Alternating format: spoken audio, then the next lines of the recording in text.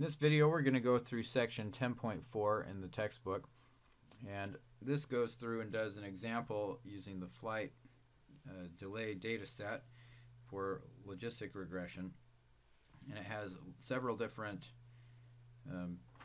figures, plots, graphs, those sorts of things, and then there's some running commentary. So I'm not going to go into the commentary, but I will show you how to produce the figures from the text using JMP. So first of all, we're going to open up the flight delays logistic regression data set, and we're going to go in here to delay, go to column information, and then change the modeling type to continuous. We're going to need to do that just to make these plots. We're going to change it back to nominal in a few minutes. Notice that the value ordering is set so that 1 is first and then 0, and if it weren't that way we would need to set that. So we're going to come over here to tables, and this is to make figure 10.9. We're going to go summary, and we're going to say delayed statistics mean, and then we want carrier as our group. And when we say OK, we now have the proportion of the CO carriers that are delayed, and the proportion of DH flights that are delayed is 24%, so forth. So we can now make a plot of this by putting carrier down here in the X, and delayed, mean delayed, we'll put that right here, and then make it a bar chart. And we have the exact same figure then as the top left top left panel of figure 10.9. Okay, so to get the other ones, we're going to come back to flight delays, and we're going to do tables, summary, delayed again. Let's just push recall. We can get rid of this one and then throw in the next one, which is destination. Put that as group, say OK, and now we want a plot of that. So we do the same thing. Destination is our X, and mean of the delayed is our Y. Make it a bar chart, and we get exactly the same thing as the top middle panel on figure 10.9. So if we repeat these things, we can do the same for the rest of them. I'll just do one more.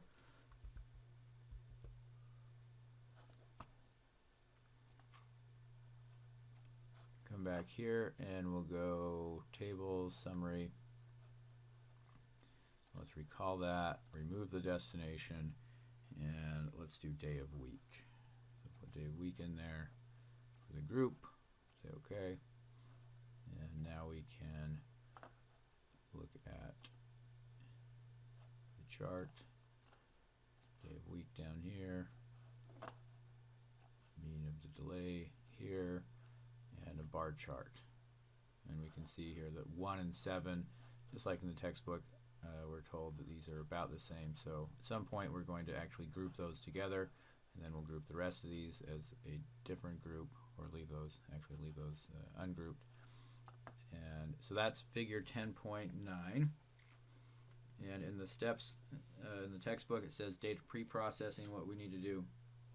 Well, we did that already, and we came in here and changed delayed to continuous.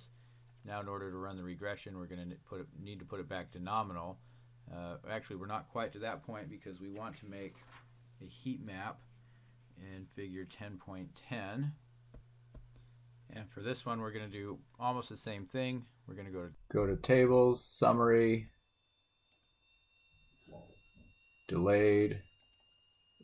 Again, you want the mean, and then we're going to put in carrier, day of week, and origin as the groups, and then we're going to say OK. And now we want to make our mosaic, so we're going to go to graph, and we're going to select carrier, bring it down to X. We're going to bring origin also down to X, so it says origin / carrier. We're going to put day of week the Y entry, and now we're going to take mean delayed and we're going to actually drag it over here to where it says color, and we're going to drop it there in color. And now when we click on the mosaic, we see the same thing as what is in the textbook, and we can highlight any of the cells just by clicking on it, and this will show up in the table over here. Everyone I've highlighted is now highlighted here.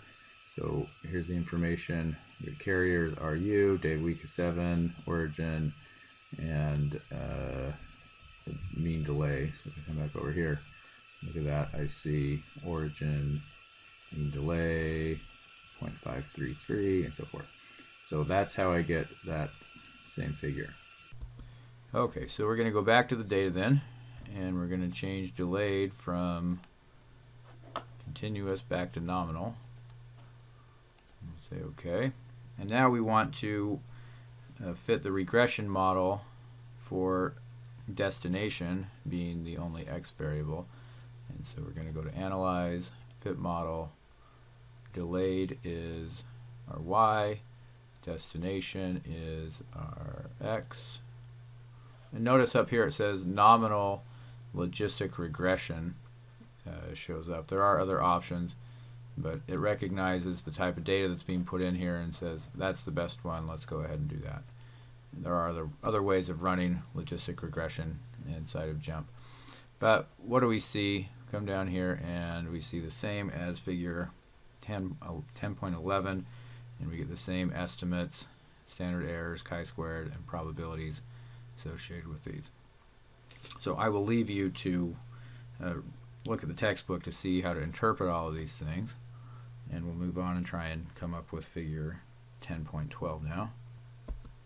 To get that figure, we're going to go up here to the little red triangle and say, let's save the probability formula, and we see that we got line 1, ln 1, probability 1, probability 0, most likely delayed.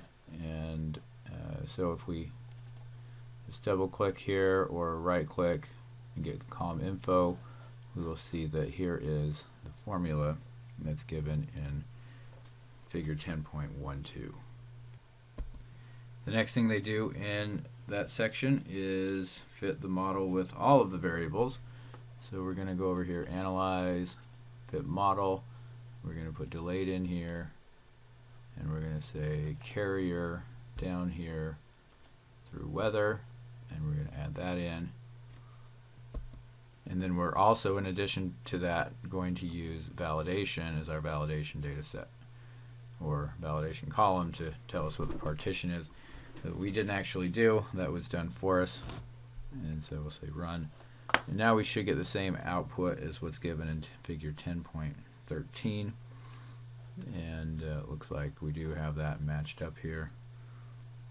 So if we want to look at figure 10.14, that's the profiler. So we're going to just come here and click on profiler, and we'll see the profiler shows up again, figure 10.14.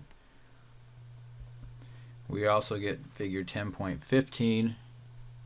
That's this whole model test, and we come down here and we see on the training data set the misclassification rate is 16.12%. On the validation it's 15.57%. And then to get figure 10.16, we just need to add in the confusion matrix and the lift chart.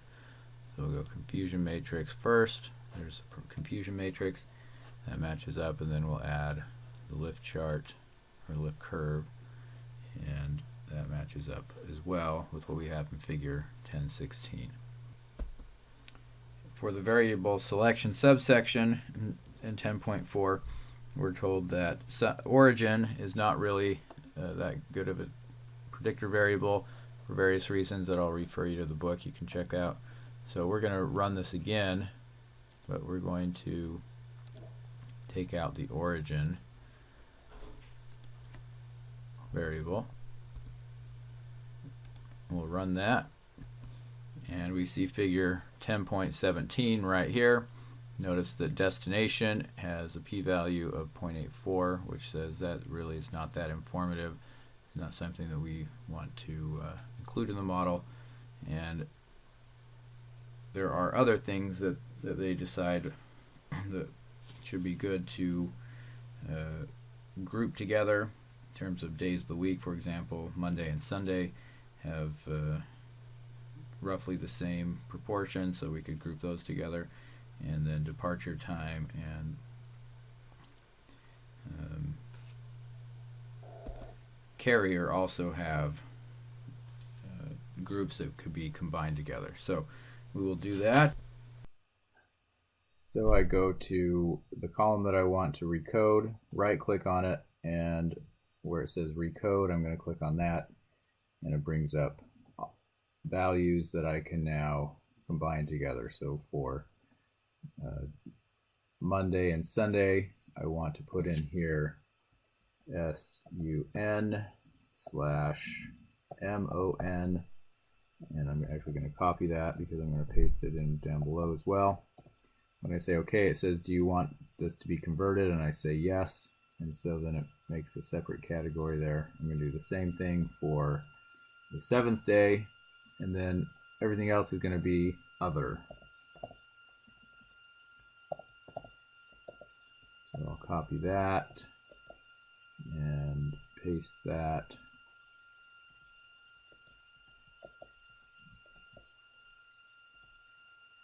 And then when I say go ahead and do this, recode it, it will give me a new column with day of the week 2. We're going to recode the carrier variable likewise by right-clicking on the column label, go to recode, and now we're going to put co/dh/mq/ru, and that's going to be for those 4 carriers. So I'll copy that and I'll paste it in wherever there's one of those things.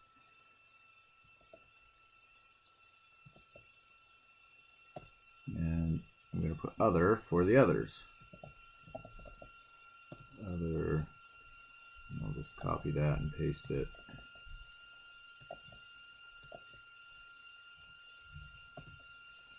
And then I will say recode, and you'll notice a carrier 2 variable that shows up. Now we're going to recode departure time. So recode, and we want anything before 9:59. So we're going to say low-959, and we're going to copy that, and we're going to paste it anywhere that there's something below 9:59. So that one, and that one.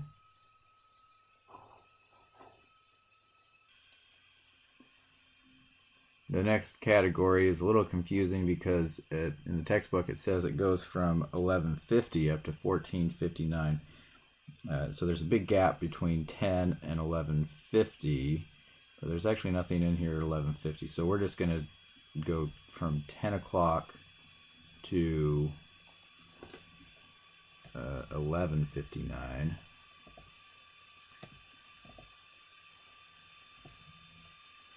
And we'll do that same thing for this one.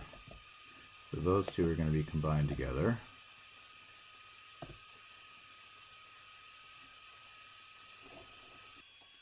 And then we're going to go 11:59 up to 14:59. So this one here is going to go to 14:59, and it's going to start at, well, we'll start it at 12, I guess. That's a good place to start. So let's just copy that, and we'll paste it anywhere there is something in that time range.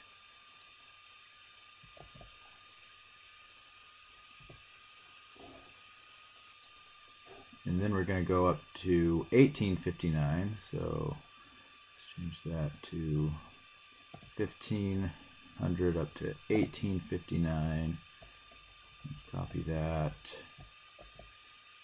And we'll paste that in wherever there's something in that range. And then finally we have anything bigger than 1859. So we're going to change this to, we'll just go 1900 to high.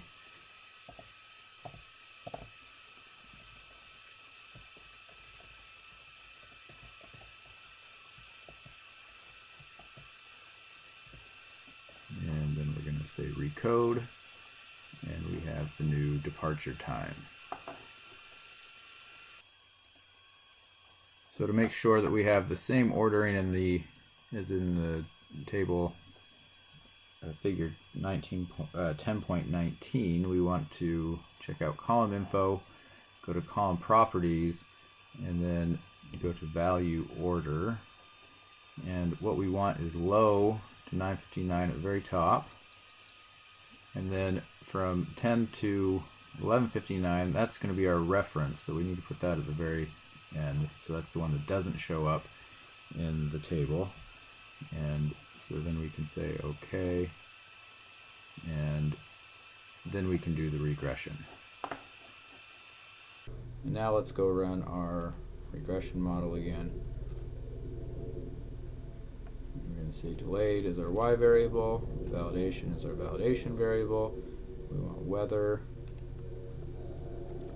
we want carrier 2, first day of the week 2, carrier 2, and departure time 2. And then we'll say run, and we'll see that we get values for our regression output that are very similar, although maybe not exactly the same as what we had. It was what is in the textbook, and that probably is due to the fact that when I made this departure time from 11:59 up to, or rather the one from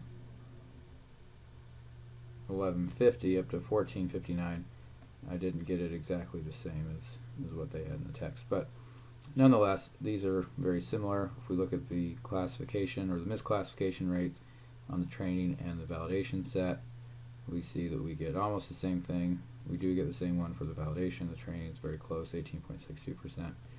And so then to get the rest of figure 1019, we just need to add the confusion matrix and the lift curve. And then to get figure 1020, we need to add the profiler. And you see one row here. This is the top row in figure 1020. To get the bottom row, all we have to do is click on that point right there, and it says if we shift from this group, the CODHMQRU, to the other group, then the probability goes from 13.9% being late, given everything else being held equal, goes down to 4.1%. So that is everything we've got in section 10.4. Hopefully that will help you with this week's homework, and we'll see you in the next video, whenever that may be.